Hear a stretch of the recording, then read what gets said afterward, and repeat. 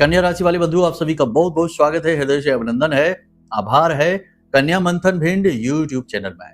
तो कन्या राशि वालों ध्यान से देखिए, क्योंकि आज के इस कार्यक्रम में जो भी बात हम आपको बताने जा रहे हैं उन बातों को जानने के बाद आपके होश उड़ जाएंगे। बहुत सारी ऐसी चीजें आपको पता चलेंगी जो आपके जिंदगी को नर्क बना रही हैं। जी हाँ बंधुओं, हम आपको बताने जा रहे हैं एक ऐसी शक्ति के बारे में, ऐसी अनजानी शक्ति जो रात्रि के समय आपके घर आती है, विचरण करती है और आपसे कुछ न कुछ यह मांग करती है। लेकिन आप ना तो इसके बारे में जानते हैं, ना ही इसके बारे में समझ रहे हैं और ना ही इसकी मांग को आप जान पा रहे हैं, क्योंकि अब तक आपको किसी ने इसके बारे में नहीं बताया। जी नहीं बंधुओं, हम आपकी कुल देवी या पितृ देवता के विषय में नहीं बता रहे हैं और ना ही राहु केतु की बात कर रहे हैं। हम बात कर रहे हैं एक ऐसी अनजान शक्ति जो बहुत ही भीषण है, विकराल है, परंतु यह आपके जीवन में कहीं ना कहीं से किसी न किसी प्रकार से आकर्षित होकर सम्मिलित हो चुकी है। अब जरूरत है, आवश्यकता है इस शक्ति को जानने की। क्या इसे किसी ने आपकी ओर भेजा है जानबूझकर? क्या आप अनजाने में किसी गलती की वजह से इस शक्ति को अपनी ओर आकर्षित कर लाए हैं अपने जीवन में, या फिर यूं ही किसी हादसे, किसी वजह से, किसी बात से यह अनजान शक्ति आपके जीवन में आ गई है? बहुत सारे प्रश्न, बहुत सारी बातें आपके मन में उठ रही होंगी। सारे प्रश्नों के जवाब आपको देंगे, शास्त्रीय पद्धति से देंगे। कोई भी बात मनगढ़ंत काल्पनिक नहीं होगी। हर बात का शास्त्रीय विधान होगा, वैदिक विधान होगा और हर बात आपके जीवन से सीधे तौर पर जुड़ी हुई महसूस होगी आपको। जय माई की। बंधु गुरुदेव ने अपने साधना बल से महाशक्तिशाली पूर्ण रूप से जागृत रक्षा कवच का निर्माण किया है। यह रक्षा कवच आपकी कुंडली के सारे दोषों का नाश करता है, हर प्रकार के तंत्र मंत्र व पितृ दोष को समाप्त करता है, साथ ही शत्रुओं से भी मुक्ति दिलाता है और जातक को माँ बगलामुखी की छत्रछाया में बिल्कुल वैसे ही बचा कर रखता है जैसे एक माँ अपने छोटे से बालक को अपने आंचल में छिपा कर रखती है। याद रखना बंधुओं, ये कवच कोई चीज नहीं है, ये तो माँ बगलामुखी की पवित्र ऊर्जा है जो गुरुदेव ने अपने साधना बल से आपको प्रदान की है। जो भी इस कवच को धारण करेगा उसका कोई बाल भी बाका नहीं कर पाएगा, वो हर सुख को प्राप्त करेगा। मित्रों, इतना दिव्य कार्य केवल गुरुदेव के समान पवित्र हृदय वाला साधक ही कर सकता है, इसलिए गुरुदेव का ये कार्य बेहद सराहनीय है। अब आपका कार्य है कि वीडियो में दिए गए नंबरों पर फोन करिए और अभी अपना रक्षा कवच अपने घर मंगवा लीजिए और माँ बगलामुखी की शरण में आ जाइए। ये एक सुनहरा अवसर है जो जीवन में केवल एक बार प्राप्त होता है, इसलिए इसे गंवाना नहीं है। जल्दी से फोन करिए क्योंकि कवच बेहद सीमित संख्या में ही है। धन्यवाद। जय माई की। जो बातें, जो संकेत, जो घटनाक्रम हम आपको बताएंगे वो सारे के सारे आपके जीवन से इस प्रकार से जुड़े हुए हैं जैसे कि आप रोज ही उन्हें जी रहे हैं, रोज के आपके अनुभव हैं। आप समझ नहीं पा रहे हैं क्योंकि इस प्रकार से आपको कोई ना तो समझाने वाला, ना ही बताने वाला अब तक मिला है। लेकिन आज हमने सोचा कि आपको इस विषय पर जागरूक कर दें, क्योंकि आप हर प्रकार से जतन कर रहे हैं, प्रयास कर रहे हैं अपने जीवन में सुख शांति लाने का। दूसरों के लिए आपने बहुत कुछ कर दिया, दूसरों के जीवन में काफी सुख शांति आपकी वजह से आई है। आपकी सलाह, आपकी मेहनत, आपके योगदान से बहुतों के जीवन को खुशियां प्राप्त हुई, शांति मिली। लेकिन आपका जीवन जो का त्यों व्याकुल, परेशानियों से और समस्याओं से जूझते हुए गुजरता जा रहा है। अब समय है कि आप भी अपने जीवन में वो सब कुछ हासिल करें जिस पर आपका पूरा हक है, लेकिन कहीं ना कहीं किसी न किसी प्रकार की बाधा है, उसे जाने, समझें और उसे दूर करें तो आपको सब कुछ प्राप्त हो जाएगा। बंधुओं, सबसे बड़ी बात आपको बता दें कि ये कार्यक्रम बहुत महत्वपूर्ण है। गहरे विषयों को इस कार्यक्रम में हम उठाने वाले हैं, चीजों को बारीकी से समझाने वाले हैं, उपाय क्रियाएं भी बताएंगे, साथ ही 5 बड़ी भविष्यवाणियों के बारे में बताएंगे जो अगले 3 से 5 दिनों में आपके जीवन काल में घटित होंगी। इनके विषय में भी आपको बताएंगे। इसी के साथ साथ कुछ ऐसे सटीक महाशक्तिशाली उपाय आपको बताएंगे जो आपके जीवन में चल रही विपरीत परिस्थितियों को अचानक से तुरंत ही अनुकूल परिस्थितियों में बदलने का दम रखते हैं। शास्त्रीय पद्धति पर आधारित उपाय हैं, कोई तांत्रिक या काली शक्ति से जुड़े उपाय नहीं है। इन उपायों को करने से न केवल जीवन में जो बाधाएं हैं वो हटेंगी, बल्कि दिव्य शक्ति, दिव्य कृपा आपके जीवन में आएगी। बहुत ही महत्वपूर्ण कार्यक्रम है। हमने बड़ा रुच कर इस कार्यक्रम को आपके लिए बुना है। बस आपसे यही एक निवेदन है कि इस कार्यक्रम को अंत तक जरूर देखना। एक गुरु की चाह होती है कि उसे एक अच्छा शिष्य मिले, और हमारी चाह यही है कि हमें एक अच्छा व्यक्ति मिले जो कार्यक्रम को पूरा देखा करे, फिर उस बात को समझकर अपने जीवन में उतारा करे और धीरे धीरे एक एक करके जो नकारात्मकता की परतें हैं उन्हें छांट छांट कर जीवन में सुख शांति लेकर आए। ईश्वर की कृपा के साथ महामाई का आशीर्वाद लेकर आए। तो चलिए, उम्मीद करते हैं बंधुओं कि आप सारी बातें समझ रहे हैं। कार्यक्रम के महत्वपूर्ण विषयों को स्टेप बाय स्टेप हम आगे बढ़ाएंगे। हर कदम पर कार्यक्रम महत्वपूर्ण है, तो बिल्कुल भी मिस ना करें। अब यदि भाव आपको समझ में आ गया हो तो कार्यक्रम को प्रारंभ करते हैं। महामाई को आभार व्यक्त करते हुए कमेंट बॉक्स में पूरे भक्ति भाव के साथ जल्दी से लिख डालिए, जय मां भद्रकाली कृपा करो। साथ ही लिख देना कि मैं भी माई के परिवार का हिस्सा हूं। महामाई की दृष्टि आपके ऊपर पड़ जाएगी तो आपका जीवन धन्य हो जाएगा, और ना केवल यह बल्कि आने वाले जन्म जन्मांतर तक भी महामाई आपका रक्षण और पालन करेंगी। तो चलिए बंधुओं, अब अपने मूल विषय को शुरू करते हैं। बात करते हैं पहले 5 बड़ी भविष्यवाणियों की, फिर बात करेंगे इस एक शक्ति की, अनजानी शक्ति की, जो आपके घर रात्रि के समय आती है। क्यों आती है, कैसे आती है, क्या कारण है, इससे आपका क्या नाता है, सब कुछ बताएंगे, और अंत में उपाय। बहुत ही महत्वपूर्ण है, तो ध्यान से सारी बातों को सुनिए। तो चलिए अब अपने मूल विषय को शुरू करते हैं। जय माई की। बंधुओं, ज्योतिष और तंत्र विद्या के क्षेत्र में आचार्य अमित एक जाना माना नाम है।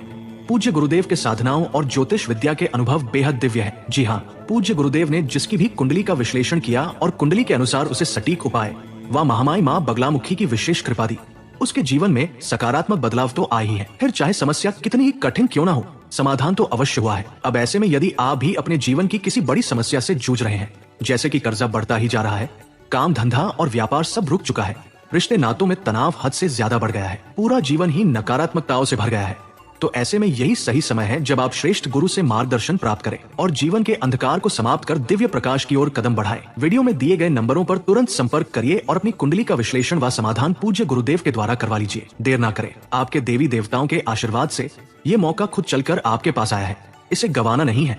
अभी फोन करें और गुरुदेव से मार्गदर्शन प्राप्त करें। महामाई आपका कल्याण करें। धन्यवाद। पहली भविष्यवाणी ध्यान से सुनिए। सबसे पहले बात करते हैं आपके स्वयं की, यानी कि आपकी स्वास्थ्य की बात करते हैं। तो इस 3 से 5 दिनों के चक्र में आपके साथ 3 प्रकार की स्वास्थ्यगत समस्याएं हो सकती हैं। पहली समस्या होगी दांत में दर्द। दूसरा, कान में दर्द भी हो सकता है, किसी के दांत में, किसी के कान में दर्द हो सकता है, और किसी के गले में इन्फेक्शन, आवाज भारी हो जाना, गले में दर्द होना, और गले में कफ जमने की वजह से बोलने में तकलीफ होना, जिसे गले बैठना भी कहते हैं। ऐसी स्थितियां आपके जीवन में उत्पन्न हो सकती हैं। अब ऐसे में आपका काम यह है कि आप अपने स्वास्थ्य का विशेष ख्याल रखें, क्योंकि होगा कुछ खास नहीं, बड़ा कुछ भी नहीं है, परंतु इतने से भी आपका मन बेचैन होगा, कार्य में मन नहीं लगेगा, जिससे आपके जीवन में नकारात्मकता तो आएगी ही, क्योंकि काम प्रभावित होगा। तो स्वास्थ्य का विशेष ख्याल रखना है, यही सबसे पहला आपका कर्तव्य बनता है। पहले नंबर पर हमने इसकी भविष्यवाणी आपको इसलिए रखी है ताकि आप अपने स्वास्थ्य को लेकर बिल्कुल भी लापरवाह ना रहें। अब जो लोग नौकरी करते हैं, काम करते हैं, उनके लिए ये जो आने वाला 3 से 5 दिनों का समय है, 1 सप्ताह का समय कह सकते हैं, 7 दिन तक का समय, ये समय नकारात्मकताओं से भरा हुआ रहेगा। सहयोगी, सहकर्मी लगातार चुगलियां करेंगे, आपके काम की तारीफ होने नहीं देंगे, उच्च अधिकारियों के कान भरेंगे। इसका नतीजा यह होगा कि उच्च अधिकारियों की वजह से आपको डांट पड़ सकती है। किसी पुरानी गलती को लेकर या नई किसी गलती को लेकर उच्च अधिकारी आपकी खिंचाई करेंगे, आपके ऊपर काम का दबाव बनाएंगे। तो ऐसे में आपके धैर्य की, आपके सहनशीलता की परीक्षा होगी। सरकारी नौकरी कर रहे हैं या प्राइवेट नौकरी कर रहे हैं, दोनों ही जगह स्थिति ऐसी ही रहेगी। जो काम आपने नहीं किया है उसका लांछन आपके ऊपर लगेगा, आपकी गलती निकाली जाएगी और जानबूझकर आपको परेशान किया जाएगा। तो अपने कार्यस्थल पर आपका यह कर्तव्य है कि सबसे पहली चीज कि अपने काम को पूरी ईमानदारी के साथ करते रहें, बिल्कुल भी काम में लापरवाही ना दें। हाँ, स्वास्थ्य में थोड़ी सी उतार चढ़ाव की स्थिति रहेगी, स्थूलता बढ़ेगी, आलस आएगा और मन में भी किसी न किसी बात को लेकर उलझन बनी रहेगी, तो इससे काम प्रभावित होगा। लेकिन फिर भी हम यही आपको सलाह देंगे कि काम प्रभावित ना हो तो ज्यादा बेहतर है, क्योंकि वही आपकी सबसे मजबूत कड़ी है, उसी से आपको सम्मान प्राप्त होता है। तो अपने काम को पूरी ईमानदारी से करें। दूसरा, किसी पर भी विश्वास ना करें, सहयोगी, सहकर्मी, किसी पर भी भरोसा ना करें। कोई भी अपनी जरूरी बात, गुप्त बात, योजना या इसकी उसकी बात किसी को बताने की आवश्यकता नहीं है। और तीसरा, उच्च अधिकारियों के स्वभाव को, उनके मन को, मूड को समझें और उसी के अनुसार उनसे बर्ताव करें। अपनी मनमानी करने की कोशिश ना करें, वरना बात और बिगड़ जाएगी। बात करते हैं महिलाओं की, तो इस 3 से 5 दिनों में या 7 दिनों में महिलाओं को शॉपिंग करने का अवसर प्राप्त होगा। अपने लिए और अपने घर परिवार के लिए कुछ जरूरी सामान, कुछ जरूरी वस्तुएं, वस्त्र आदि सौंदर्य से जुड़ी हुई चीजों को शॉप करने का यानी खरीदने का इन्हें अवसर प्राप्त होगा। कोई विशेष अवसर इनके जीवन में, इनके घर में आ रहा है, जैसे किसी का बर्थडे है, किसी की एनिवर्सरी है, ऐसा कुछ मांगलिक कार्यक्रम होने वाला है जिसकी वजह से ये समय आएगा। लेकिन इस सब के बावजूद भी इनको थोड़ी बहुत कठिनाइयों का, जैसे स्वास्थ्य को लेकर परेशानियों का सामना करना पड़ेगा। शरीर में गर्मी बढ़ी रहेगी यानी बुखार की हरारत रह सकती है, शरीर में दर्द रहने की समस्या भी रह सकती है, और सबसे बड़ी बात कि इनका मन उत्साह से तो भरा रहेगा लेकिन शरीर इनका साथ नहीं देगा, जिसकी वजह से बीच बीच में इनका मन खराब भी होता रहेगा। तो ये महत्वपूर्ण है। तो महिलाओं को यहाँ पर चाहिए कि खर्च तो खूब करें, खूब खर्चा करें, लेकिन अपने बजट का भी ख्याल रखें, पहली चीज। दूसरी चीज, अपनी सेहत का ख्याल रखें, खान पान का समय पर ध्यान दें, पानी खूब अधिक पिएं। और तीसरा यह है कि किसी भी चीज का जरूरत से ज्यादा तनाव ना लें, जरूरत से ज्यादा ना सोचें, इससे उससे बातें खूब करें लेकिन व्यक्तिगत जीवन की बातें कम करें, और अकेले में बैठें तो चीजों के बारे में कम सोचें। ठीक है। अब बात करते हैं आपके सहयोगी, आपके मित्र। तो जो मित्र हैं आपके, उनसे थोड़ा बचकर रहने की जरूरत है। मित्र आपके भरोसे को बुरी तरीके से तोड़ेंगे, उम्मीदों को तोड़ेंगे, और आपको ऐसी जगह पर दगा देंगे जहां आपको इनकी बहुत अधिक आवश्यकता है। कहने का मतलब ये है कि ये आपको हिम्मत, साहस तो खूब बनाएंगे, लेकिन जब सचमुच में आपको इनकी आवश्यकता पड़ेगी उस समय पर ये आपके काम नहीं आएंगे, बहाने बनाकर दूर हो जाएंगे। ये आपके साथ पहली बार नहीं हुआ है, पहले भी ऐसा हुआ है, लेकिन इमोशन में आकर, भावनाओं में आकर आप विश्वास कर लेते हैं, बातों में आ जाते हैं, और संगी साथी की मदद करने से पीछे नहीं हटते हैं। आपकी मदद से आपके बहुत सारे मित्रों का बहुत भला हुआ है, लेकिन आपकी बारी आते आते रिश्ता गड़बड़ा जाता है, क्योंकि मतलब के यार मतलब निकलते ही छोड़कर चले जाते हैं। तो ये स्थिति आपके साथ फिर बनने वाली है, तो संभल कर रहना है। अब सबसे महत्वपूर्ण बात, पैसा। देखो, आपके जीवन में अगले 3 से 5 दिन, 7 दिन में पैसा तो आएगा। आपका रुका हुआ पैसा आ सकता है, आपने जहां से उम्मीदें लगाई हैं वहां से पैसा आ सकता है, लोन वगैरह मिल सकता है, कुछ इन्वेस्ट किया है तो उसमें प्रॉफिट भी निकलेगा। लालच नहीं करना है लेकिन, ठीक है। तो पैसा तो आपके जीवन में आएगा, लेकिन इस पैसे को संभाल कर रख पाना आपके लिए एक चुनौती बन जाएगा। पैसा आपके हाथों से इस प्रकार से फिसलेगा जैसे कि मुट्ठी में से रेत फिसल जाता है। तो ये आपके लिए एक चुनौतीपूर्ण काम बन जाएगा। तो थोड़ा यहाँ पर आपको काम करने की आवश्यकता है। जैसे ही पैसा हाथ में आता है, कहीं से भी आए, प्रॉफिट ही क्यों ना आए काम पर, क्योंकि काम का व्यवसायी जो है उनको काम में भी लाभ मिल सकता है, सेल्स अच्छी हो सकती है, अच्छे प्रोजेक्ट मिल सकते हैं, नई डील्स मिल सकती हैं। तो पैसा तो आएगा, लेकिन जैसे ही पैसा आया वैसे ही आप भावनाओं में बहकर खर्च करना शुरू कर देते हैं। और खर्च भी हम आपको बताएं, ऐसे नहीं है आपके कि आपने दिखावेबाजी में या किसी को इंप्रेस करने में, नहीं।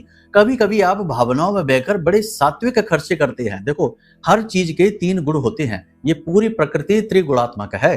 तो जैसे कि अभिमान की बात करें तो सात्विक अभिमान, राजसिक अभिमान और तामसिक अभिमान होता है। वैसे ही खर्चे की बात करें तो सात्विक, राजसिक और तामसिक तीनों प्रकार के खर्च होते हैं। अब सात्विक खर्चों की यदि बात की जाए तो जैसे पूजा पाठ अनुष्ठान में खर्चा किया, भंडारा कहीं करवा दिया, तो ये सात्विक खर्चा हो गया। राजसिक खर्चे की बात करें तो अपने उपभोग में, अपने ऐशो आराम में महंगे महंगे वस्त्र, गाड़ियां, जूते वगैरह या फर्नीचर खरीद लिया, ये राजसिक खर्चे में। और तामसिक खर्चा यानी कि उल्टे सीधे कुकर्मों में खर्चा कर दिया, वेश्यावृत्ति, शराब, मांसाहार, पार्टीबाजी में खर्चा कर दिया, तो ये तामसिक खर्चे में आ जाता है। तो आप तामसिक खर्चा ना करें, लेकिन राजसिक खर्चा कुछ हद तक करते हैं, और दूसरा सात्विक खर्चे में भी आपका धन जाता है। देखो, एक बहुत अच्छी कहानी आपको सुना देते हैं कि एक संत थे, उनके पास एक व्यक्ति आया, बोला गुरुजी हम बहुत परेशान हैं, बहुत व्यथित हैं, कभी जीवन में सफलता ही नहीं मिली है, बहुत स्ट्रगल किया है, लेकिन गुरुजी के पास आया है तो अब गुरुजी यानी संत जो हैं वो तो कुछ ना कुछ उसे देंगे ही, दवाई, संतों का काम यही है। तो संत ने उसे एक गुप्त विद्या दे दी, एक मंत्र दे दिया और बोला कि इस मंत्र का 7 दिन का अनुष्ठान कर लो। 7 दिन के अनुष्ठान की विधि भी समझा दी, तो उसने वो कर भी लिया। जैसे ही उसने वो किया, वैसे ही अचानक से उसे बहुत अच्छा धन लाभ हुआ। कहीं से भी हुआ हो, कैसे भी हुआ हो, लेकिन उसके जीवन में धन आ गया। जैसे ही धन आया तो उसने सबसे पहले, क्योंकि उसे पूजा पाठ से धन आया था, तो उसने सोचा कि शुभ कार्य से धन आया है तो अब इसे शुभ कार्य में ही खर्च करते हैं। तो उसने बहुत अच्छा भंडारा कराया, भगवान की पूजा पाठ कराई, भंडारा कराया, खूब भोजन लोगों को खिलाया, कन्याओं को भोजन कराया, सबको कराया। अब उसकी वाहवाही खूब हो गई और उसे भी बहुत अच्छा लगने लगा। कुछ समय के बाद हुआ ऐसा कि उसके व्यवसाय में जोरदार घाटा हुआ और उसका पूरा पैसा चला गया। अब वो फिर से परेशान हो गया, तो फिर से उसी संत के पास, उन्हीं संत महात्मा के पास आया और आकर बोलता है कि गुरुजी हमें बहुत फायदा हुआ, हमने ये किया वो किया, लेकिन अब हमें फिर से नुकसान हो गया, हम फिर से घाटा हो गया, तो अब हम क्या करें बताओ। तो गुरुजी ने कहा कि बेटा, तुमने जिन जिन लोगों को उस भंडारे में बुलाया था, भोजन कराया था, अब उन्हीं लोगों को बुलाओ और उनसे मदद मांगो। तो उसे बात समझ में नहीं आई, उसने कहा ये क्या कह रहे हैं गुरुजी आप। तो गुरुजी ने कहा कि देखो, तुमने धन तुम्हारे पास आया, उस धन का तुमने व्यय किस प्रकार, देखो बेशक आपने अच्छे काम में भंडारा कराया, पूजा पाठ कराई, अनुष्ठान कराया, लेकिन अपनी हैसियत से ज्यादा कर लिया। जैसे ही धन आया तो उसकी व्यवस्थाएं बनानी थी, उसे सही जगह लगाना था, उससे धन और बढ़ाना था। जब बहुत सारा आ जाता तो उसमें से कार्य शुरू करना था, यानी पहले अपनी जड़ों को मजबूत करना था, नींव मजबूत करनी थी। पहले ही दिखावेबाजी में आ गए, बेशक पूजा पाठ अनुष्ठान किया, सब कुछ किया, लेकिन सात्विक खर्चा किया, लेकिन खर्चा तो किया, लक्ष्मी तो गई, पैसा तो गया, जेब तो खाली हुई। अब उन्हीं लोगों से मांगो जिनको खिलाया था। असल में ये गुरु की सीख थी, हल्का सा क्रोध था, क्योंकि तुमने चीजों को अच्छी तरीके से समझा नहीं। वही हम आपसे कह रहे हैं कि आप भी ऐसे ही खर्चा कर सकते हैं पैसे को अगले 3 से 5 या 7 दिनों में।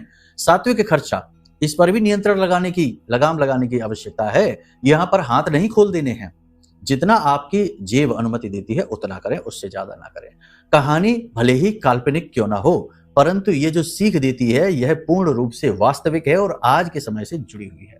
बहुत सारे लोग ऐसा सोचते हैं कि वो भंडारे कराएंगे, बड़ी बड़ी पूजाओं में भाग लेंगे, बहुत सारा धन खर्च करेंगे, दान करेंगे, तो वे बहुत सुखी हो जाएंगे।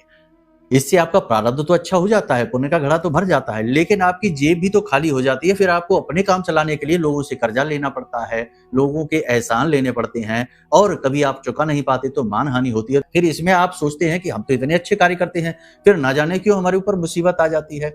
तो आप एक संतुलन में तो चलिए, प्रकृति संतुलन से चल रही है, आप खुद इस बात को समझ सकते हैं। गंभीरता से समझिए, हर चीज की अति खराब होती है। अतिशयोक्ति सर्वथा वर्जते, तो अतिशयोक्ति न करिए, सीमा में रह के कार्य करिए, ठीक है, चाहे कोई भी हो। अब सबसे बड़ी बात कि अगले 3 से 5 दिनों में माता का स्वास्थ्य अचानक से बिगड़ सकता है। स्थिति इतनी खराब हो सकती है कि हॉस्पिटल तक ले जाना पड़ सकता है। तो थोड़ा इसके लिए अलर्ट रहिए। माता की तबीयत, अपनी माँ की तबीयत पर थोड़ा सा ध्यान रखिए। खाना पीना उनका कम हो चुका है, अब थोड़ा सा उनकी सेहत पर ध्यान देने की आवश्यकता है। कुछ उनका इलाज वगैरह अच्छी तरीके से कराइए। पहले से ही थोड़ा सावधान होकर चलिए, डॉक्टरों की सलाह लेते हुए चलेंगे तो बात बिगड़ेगी नहीं। अब इसे काम का दबाव कहें या फिर अपने काम करने का जुनून कहें या कुछ कर गुजरने की क्षमता कहें, कुछ भी कहें, लेकिन किसी भी वजह से हो, तनाव आपके ऊपर बढ़ेगा, काम का दबाव बढ़ेगा। इसकी वजह से आपकी वाणी में थोड़ा तीखापन बढ़ जाएगा, जिसकी वजह से आपके रिश्तों में, आपके अपनों से थोड़ी सी दरार पड़ जाएगी। अगर आप किसी नए व्यक्ति के संपर्क में आते हैं तो थोड़ा सा अलर्ट रहें, सावधान रहें, क्योंकि किसी नए व्यक्ति के संपर्क में आने से जो आप फैसले लेंगे उससे प्रभावित होकर, उसकी बातों से प्रभावित होकर, वे फैसले इतने खराब निकलेंगे, इतने बुरे फैसले होंगे जो आपको ऐसी चोट पहुंचाएंगे जो लंबे समय तक भविष्य में आपको पीड़ादायक रहेंगे। तो इन बातों का ध्यान रखिए।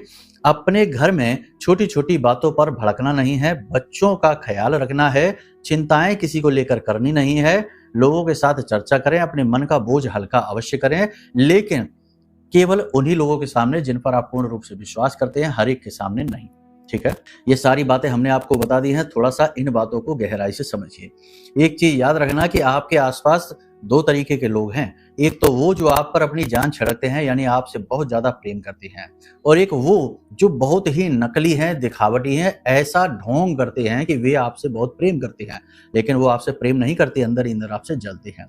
लेकिन विडंबना ये है कि जो आपके सच्चे प्रेमी हैं, आप उनकी कद्र नहीं कर पाते हैं, और जो ढोंगी हैं, दिखावटी हैं, उनसे आप प्रभावित हो जाते हैं, क्योंकि आप भाव को समझ नहीं पाते, आप बातों में आ जाते हैं, मीठी मीठी प्रेम भरी बातों में आप आ जाते हैं। तो अब समय है जब आप अपनी चेतना को जागृत करिए, लोगों के भाव को समझने की कोशिश करिए, वरना गहरी चोट खा जाएंगे। यहां तक सारी बातें आपने समझ ली। अब बात करते हैं उस शक्ति के बारे में। तो बंधुओं, बहुत सारे लोग ऐसे हैं जिनकी हम कुंडलियां करते हैं, आपकी ही राशि के, तो हमसे कहते हैं कि गुरुजी हम रात में सो नहीं पाते, सोते हैं नींद आ जाती है तो बहुत डरावने से गंदे गंदे नीच बुरे बुरे सपने आ जाते हैं, चौंक कर डर कर खुल जाती है आंख, और उसके बाद फिर सोना मुश्किल हो जाता है। कुछ कहते हैं कि सोने में ही बड़ी समस्या होती है, नींद आती ही नहीं है, कभी कुछ मन में विचारों की झड़ी सी लगी रहती है।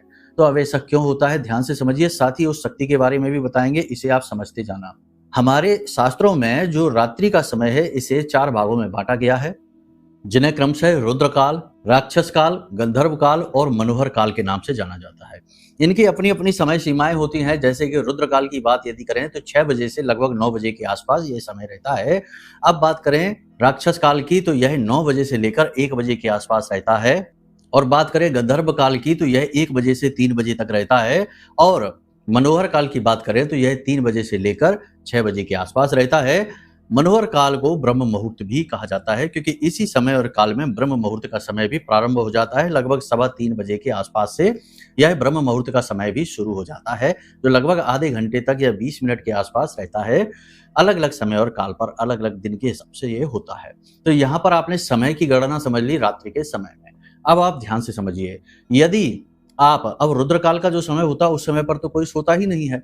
यदि आप राक्षस काल के समय में सोने की कोशिश कर रहे हैं, यानी 9 बजे से 1 बजे के बीच में, और यदि उस समय पर आपको नींद आ नहीं रही है, और यदि नींद आ भी रही है तो वो नींद में आपको डरावने सपने आ जाते हैं, कोई डरावनी आकृति दिखती है, भयभीत आप हो जाते हैं, चौंक जाते हैं, घबरा जाते हैं, तो 100% आपके घर में कोई प्रेत बाधा है, किसी प्रकार की नकारात्मक ऊर्जा, जिसे प्रेत पैशाचिक शक्ति कहेंगे। अब इन्हें हम पितृ नहीं करेंगे, वैसे यह समय पितरों का समय माना जाता है, लेकिन हम पितृ उन्हें इसलिए नहीं कहेंगे क्योंकि पितृ केवल वो होते हैं जो पितृलोक में रहते हैं। जो मृत्यु लोक में भटक रहे हैं अपनी वासनाओं की पूर्ति के लिए, वे पितृ नहीं हैं, वे प्रेत ही हैं। ठीक है। कुछ लोगों को इस समय में, रात्रि में, इस समय में अपने पुरखे पूर्वज, मृत पुरखे पूर्वज भी दिखाई दे जाते हैं। तो जिन लोगों को राक्षस काल में अपने पितृ पूर्वज यानी मरे हुए लोग, जो परिवार के लोग हैं वो इस संसार में नहीं है, वो दिखाई दे जाते हैं, तो 100% वो प्रेत हैं, भटक रहे हैं, वे अच्छे नहीं हैं, वे आपको पीड़ा पहुंचाएंगे, परेशान करेंगे। गंधर्व काल में यदि कोई पितृ पूर्वज आपके दिखाई देते हैं तो उन्हें भी प्रेत श्रेणी में ही डाला जाएगा। लेकिन यदि मनोहर काल में यानी कि 3 बजे के और 6 बजे के बीच के समय में कोई पुरखे पूर्वज, पितृ पूर्वज आपको दिखाई देते हैं, लेकिन वो समय बहुत ही कम होगा, उस समय पर दिखाई नहीं देंगे, उस समय पर दैवी शक्ति दिखाई देती है, वो ब्रह्म मुहूर्त इसीलिए उसे कहा जाता है क्योंकि इससे पहले के जितने भी रात्रि के जो पहर हैं, समय है, वो आसुरी शक्तियों को, राक्षसी शक्तियों को समर्पित हैं। यहाँ से देवताओं का समय प्रारंभ हो जाता है। कहा जाता है कि ब्रह्म मुहूर्त के साथ ही हनुमान जी का पहरा इस पृथ्वी पर शुरू हो जाता है। तो ये जो समय है, यहाँ पर यदि आपको अपने पुरखे पूर्वज दिखाई देते हैं तो 100% आपके पितृ पूर्वज आपसे संतुष्ट हैं, आपसे प्रेम करते हैं, और वे पितृ लोक में ही हैं। उनकी अनुभूतियां आपको दिखाई दे रही हैं। उन्हें गलत समझने की कोशिश ना कर लेना, वो भटक नहीं रहे हैं, वे बस आपको आशीर्वाद दे रहे हैं, इसीलिए आपको उनके दर्शन होते हैं। लेकिन बहुत ही कम लोगों को इस समय और काल पे होते हैं। यदि आपको होते हैं तो कमेंट करके बताना, आप भाग्यशाली हैं। फिर पितरों से आपको कोई भी परेशानी नहीं है। अगर है फिर भी परेशानी तो इसका कारण कुछ और हो सकता है। अब यदि इससे पहले आपको दिखाई देती हैं शक्तियां, नकारात्मक शक्तियां, पैशाचिक शक्तियां, डरावने सपने, 100% प्रेत बाधा है आपके जीवन में, आप कभी सुखी नहीं रह सकते हैं।